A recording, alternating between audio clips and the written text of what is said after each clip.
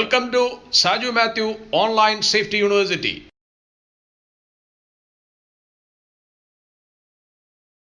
So I have one more question, please. What are the factors to be considered while making risk assessment with respect to vehicle operation? Yes, very good. In order to ensure safe vehicle operation, we need to carry out a suitable and sufficient risk assessment. Before assigning driving task, we must carry out a suitable and sufficient risk assessment.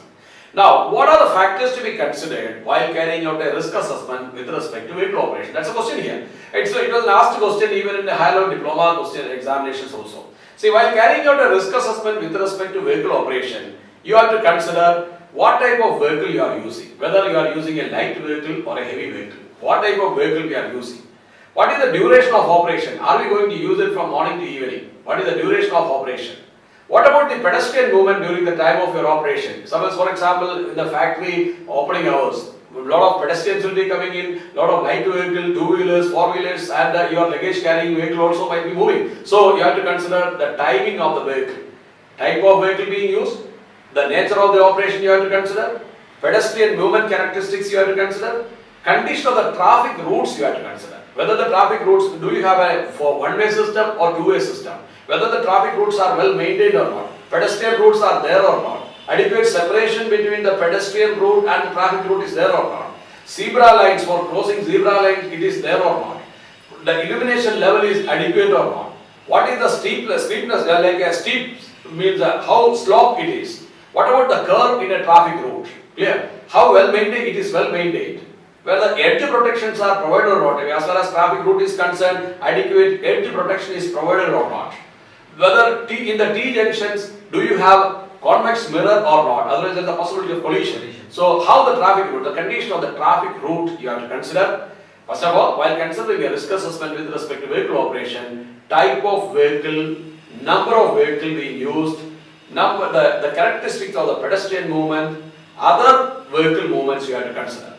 The timing of the vehicle operation you have to consider, whether it is a school opening hours, like a school hours. Morning time, children will be moving, and the school buses will be moving. So you have to consider the timing of the vehicle operation.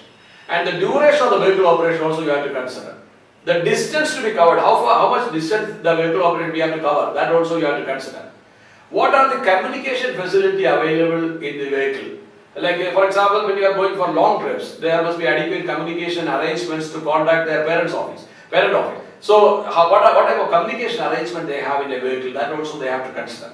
Condition of the vehicle, whether the tire pressure is adequate, whether the fuel is sufficient, whether the oil is updated, whether the water level is okay or not, rear view mirror is working, then the wipers are working well, and the horn is working well, all the lights are working well or not. So condition of the vehicle we have to check. Clear? Then the load, what type of load you are carrying, that also very important, because sometimes when flammable and combustible materials when you are carrying, there are possibilities of fire. So what type of load you are carrying, that also you have to consider. And again, while carrying out, considering the risk assessment with respect to vehicle operation, you have to consider the competence level of the operator.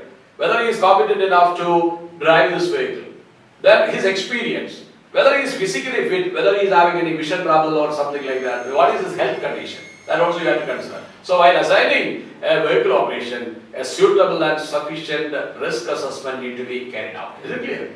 Yes sir, very clear. Thank you sir. Well, So I have one more question. I believe this question is for all our viewers, for everyone. yeah.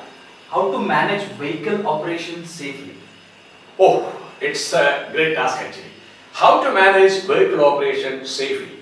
First of all, in order to manage vehicle operation safely, let us go step by step. In order to manage vehicle operation safely, conduct a risk assessment. As I told you, what are the factors you have to consider for risk assessment? Conduct a risk assessment and identify all the hazards associated.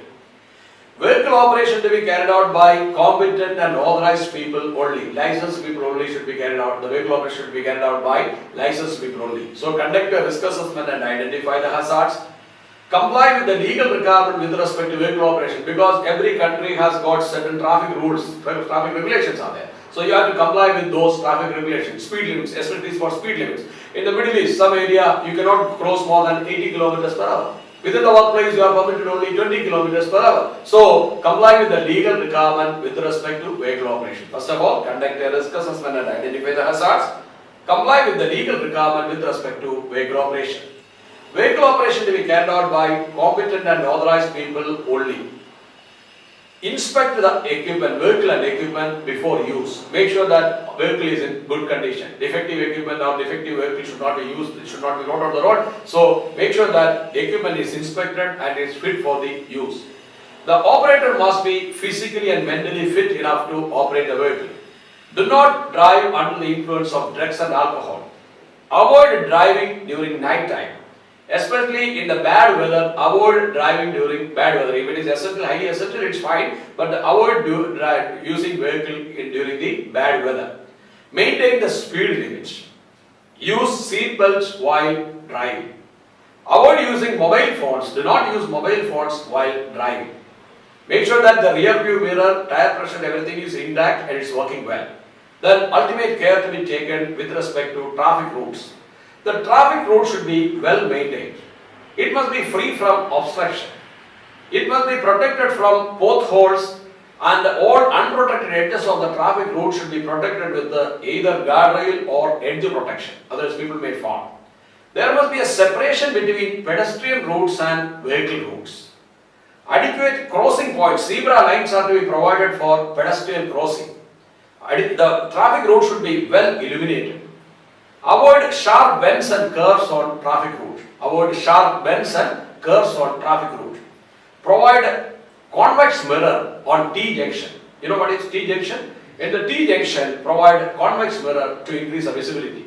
So I told you, do not drive under the influence of drugs and alcohol, especially in the dusty environment, sandstorm and all. Dusty environment, there is a possibility visibility may go down. Avoid driving during that time. So the traffic route should be maintained well, and adequate illumination should be there. The speed warning sign should be provided on traffic routes. Especially traffic signs are to be provided, especially speed warning signs are to be provided on traffic route. Speed breakers are to be provided on traffic humps. We are providing humps. Speed breakers are to be provided on traffic routes. The traffic routes are to be well maintained. Pedestrian routes are to be separated. Illumination to be improved. All unprotected edges are to be protected with the guardrails. All potholes are to be cleared. As far as possible, provide one-way system. Then, for the parking, special arrangements to be made. Separate parking area should be provided for light vehicle and heavy vehicles. Two-wheelers separate, light vehicles separate, heavy vehicles separate. Pedestrian routes must be separate and the two-wheeler separate parking. Then loading and unloading bay must be separately provided. It should not be at one place. Loading bay separate, unloading bay separate. Encourage reverse parking. Do you know why we have to have reverse parking? Because in case of emergency, we won't be able to take out the vehicle quickly. So if you encourage reverse parking, that would be easy. So encourage reverse parking while using vehicles at workplace. Vehicles are to be inspected thoroughly. Again, as an employer, being safety professionals, you should ensure that your people are physically and mentally fit enough to drive the vehicle safely. For that, what happens? Adequate breaks between the shift are to be provided, especially for long distance drivers. You should have a buddy system. Two people should operate this, and there must be someone to assist him. So the alone working should not be allowed. So have buddy system, especially on long distance driving. Clear? Then have breaks in between the shift. Sufficient break, otherwise stress level will increase. Stress level increase, accident possibilities are increasing. So in order to reduce the accident possibility, reduce the stress, so have breaks in between the shift. Clear? Do not work under the influence of drugs and alcohol. Again, a health surveillance program should be initiated among the drivers. You know what is health surveillance program? The drivers, those who are into driving job, their health checkup need to be carried out intermittently. Once in 3 months, you can carry out their vision test. Their heart, whether do they have any the BP related issue or not. So that you can check. So health surveillance program should be initiated among the drivers. Then refresher training, defensive driving training. You know what is defensive driving training? Defensive driving training in the sense it will enable the driver to protect himself from hits. He will avoid others coming and hitting. This type of training is known as defensive driving. Defensive driving training should be provided to the driver. Intermittently, refresher training should be given to the driver and operator. Then it is better to have a safe journey management system in place. I will discuss about safe journey management separately. So it is better to have a safe journey management system in place. Vehicles should be inspected thoroughly. All vehicle related incidents are to be reported and investigated. Is it clear? Yes, very clear. Very good. Thank you.